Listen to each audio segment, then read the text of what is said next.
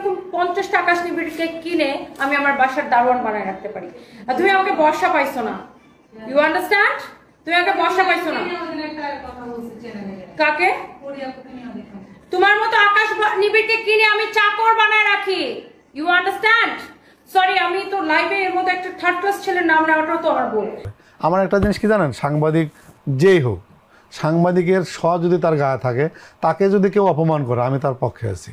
সে অন্যায় করলে আমি তার পক্ষে, সে ন্যায় করলে আমি পক্ষে। আমি সাংবাদিকতা পেশাকে খুবই ভালোবাসি, শ্রদ্ধা করি। আকাশ নিবিড়কে চরম অপমান করলো টনি।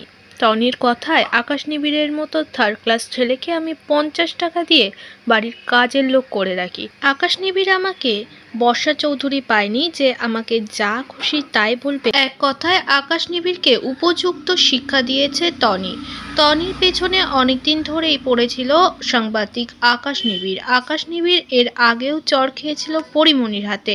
তবে টনিকে পেয়ে সারাক্ষণই টনিকে নিয়ে বাজে বাজে মন্তব্য তার অনেক কীর্তি ফাঁস করে দিয়েছে আকাশ নিবিড়। অবশেষে জেলে খাটছে আকাশ নিবিড়। তাকে হুমকিও দিয়েছে জামিন করে বেরিয়ে টনিকে শেষ করে দেবে।